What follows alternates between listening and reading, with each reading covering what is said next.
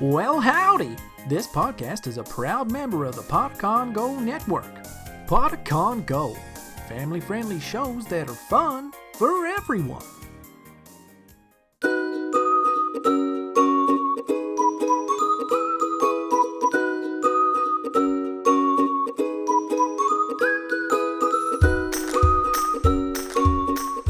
Welcome to Elderberry Tales. Grab a pencil and some paper. It's time for a story. Today's story is The Spellbook in the Forbidden Room, a Polish folktale.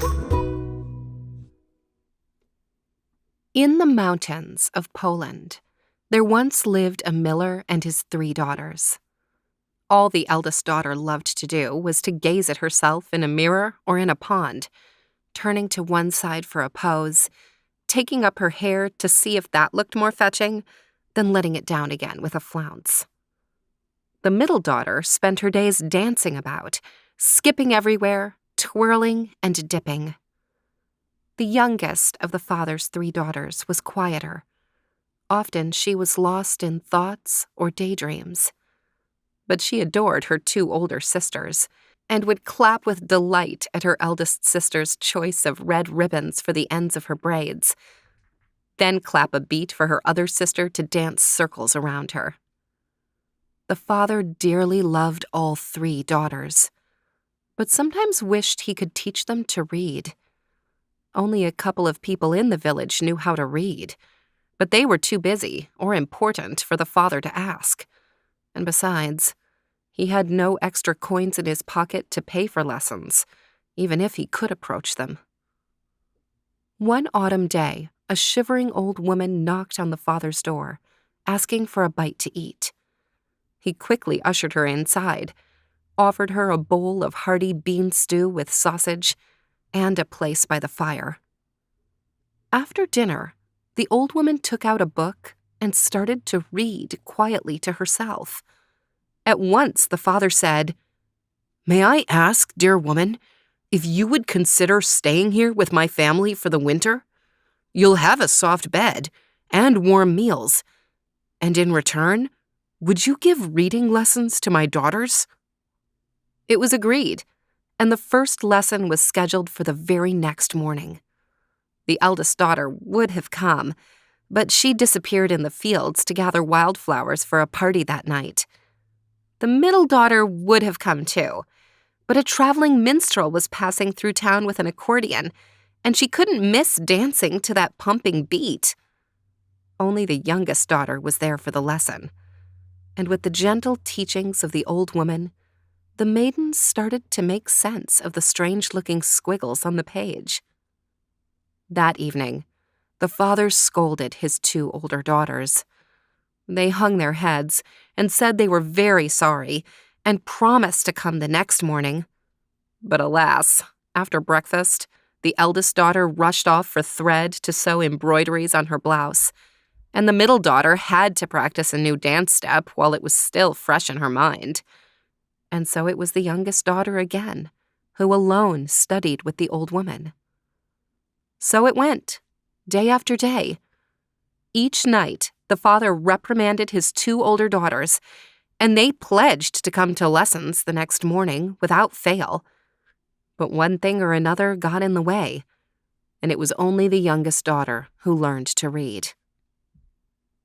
One day, an evil enchanter came to the village looking for a wife. Perhaps he wouldn't seem evil to you or anyone else by looking at him. He only seemed rich. And so the eldest daughter allowed herself to be flattered by his attentions. Before long, she agreed to become his wife. And the day after the wedding, the enchanter whisked away his bride to his home at a faraway castle.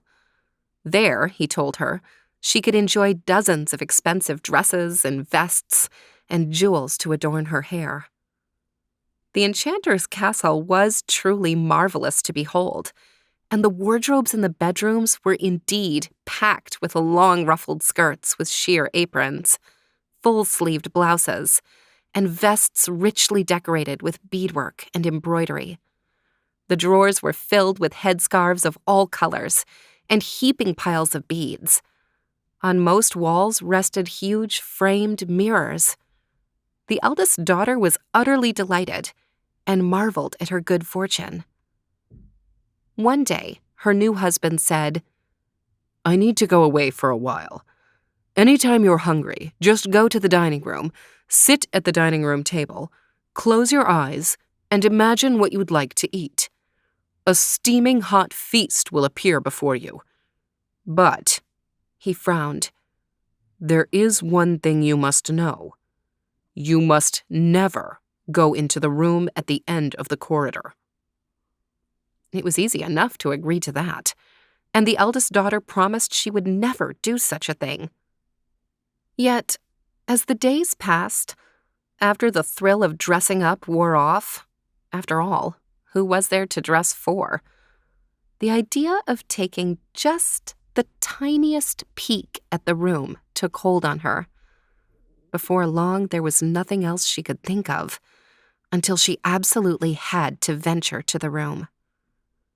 But the moment she pushed open the door the smallest crack, it flung wide open, and she was pulled in, much against her will. The door slammed shut behind her, and she realized she was locked inside.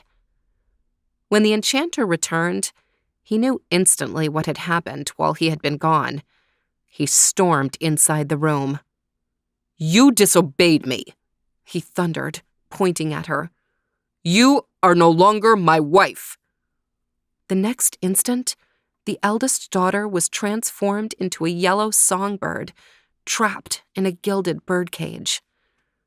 Back to the village went the evil enchanter. When the middle daughter saw him gallop toward the town square, she ran to him eagerly and asked for news of her big sister. "Why not visit and see for yourself?" said he. "In my castle, you may be interested to know, I have the finest selection of musical instruments in all the land." She happily agreed and said goodbye to her family. When the enchanter arrived with his new charge, he told her that her big sister was at market for a short while, but would soon return. In the meantime, she was welcome to amuse herself all she liked with the musical instruments in the castle. He had business to attend to, he told her, and must leave, and gave the middle daughter the same instructions he had given her older sister. She could roam anywhere in the castle and indulge her heart's content at the magical dining room table, but must not, under any circumstances, enter the room at the end of the corridor. Well, at first, the middle sister was content to admire and play the gleaming fiddles and violins, accordions and flutes. But it wasn't long before the notion grew on her, too, that she would like a glimpse of the forbidden room. Soon she couldn't even keep the beat to the music, since thoughts about the room pushed everything else away. "My goodness, I might as well get it over with and take a look in that room, or I'll never have a moment's peace." But alas, like her sister, the moment she opened the door the smallest crack, it flew open and powerfully drew her inside. Then the door slammed shut, sealing her in. When the enchanter returned, he knew at once where the middle sister had been. He charged into the forbidden room, shouting, "You are just like your sister. You will share her fate." The next moment, she too was transformed into a yellow songbird inside a gilded cage. Back home at the village, a long time had passed, with no letter or message from either sister.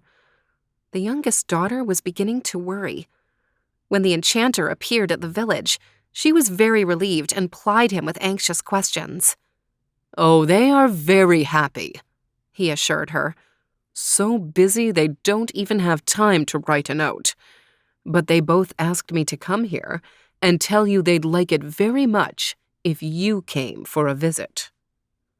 The younger sister agreed, though she thought it strange that neither sister had accompanied him. The youngest sister was also very impressed with the enchanter's castle, and the stacks of books in nearly every room. Because, as I'm sure you have guessed by now, the evil enchanter could determine whatever was dearest to a young woman's heart and fill the castle with those very objects. The enchanter urged the daughter to make herself comfortable, saying that both her sisters would surely return soon, warning her not to go into the room at the end of the corridor, which was forbidden, and letting her know what to do when she got hungry.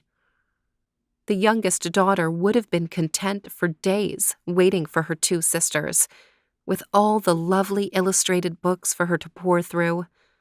But thoughts of that room at the end of the corridor simply grew and grew until she couldn't focus on a page another moment. Why is it such a terrible thing to look in that silly room? She thought. She carefully stepped to the door at the edge of the corridor.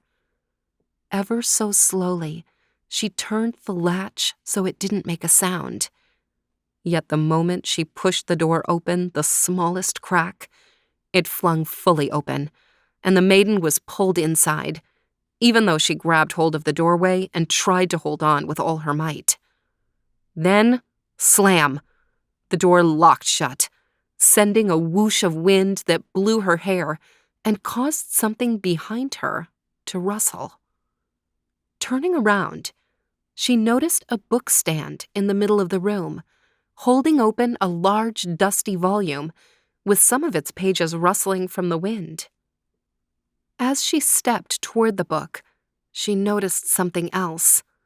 At one end of the room were rows and stacks of gilded bird cages, each one containing a yellow songbird, and each bird chirping wildly. Tears welled up as she bemoaned her lost freedom, missing sisters, and the cruel fate that was sure to follow. Then it hit her. First, her eldest sister had disappeared, then her next eldest sister. Then she finds herself mysteriously imprisoned in this room, filled with caged birds? Could it be her sisters had also been trapped, then changed into birds? Could the other birds also be maidens suffering the same fate? And what about that large opened book? Could it have a clue? Anxiously, she searched the pages.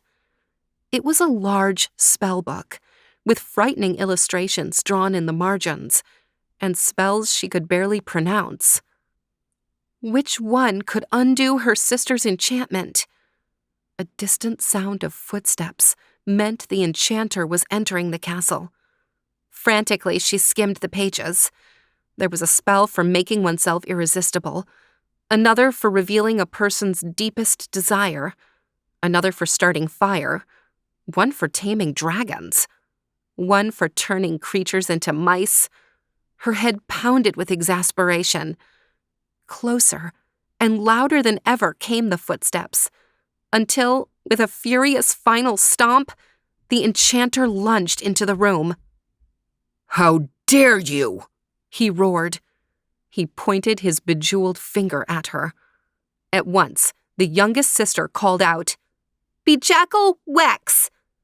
Instantly, all the caged birds were restored to full-length young maidens, including her two older sisters. Seeing the door open, they dashed out, pushing the surprised enchanter while rushing past. After the last maiden fled, he cursed in a rage, then turned to chase after them with fury. Alarmed, the youngest daughter saw him catching up. Before he could enchant them again, she pointed and called out, "Reductus Mausamillus!" the last spell she had seen, and at once the enchanter shrunk into a tiny mouse. The maidens cheered, but the youngest daughter knew that even as a mouse, he was still dangerous. A birdcage trailed behind one of the maiden's skirts. Her spell didn't work perfectly, after all. So quickly, the youngest daughter took the birdcage, trapped the mouse into a corner, forced it into the cage, then shut and locked the cage door. The youngest daughter and her 2 sisters returned home, where they joyfully embraced their father. The youngest daughter set down the locked cage, and it wasn't long before their house cat found a way to unlatch the cage and have a morsel of mouse treat. And so the evil enchanter was vanquished. The sisters enjoyed a heartfelt family reunion, and all of them lived happily ever after.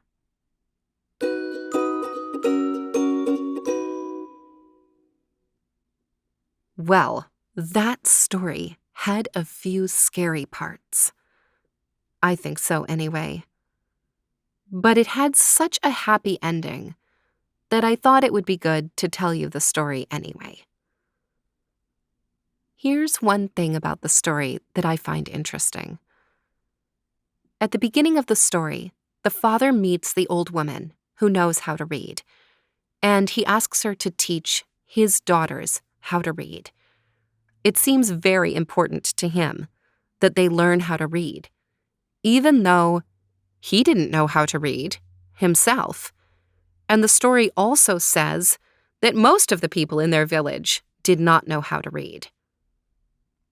But he still wanted his children to learn. He wanted them to learn something he didn't know how to do. And the 2 older daughters didn't really seem to care. I think they didn't really think reading would be useful. I mean, if their father didn't need to read, and if most of the people in their village didn't need to read, then why would they need to read? But the youngest daughter learned anyway. And it's a good thing she did, because if she had not known how to read, she would not have been able to save them. They had no idea how useful this knowledge, being able to read, would end up being for them. And so here's my question for you. Have you ever learned something that maybe didn't seem important at the time, or you weren't sure why you needed to learn it, but then, all of a sudden, you needed that knowledge, and it came in really useful? Can you think of a time when that has been true for you?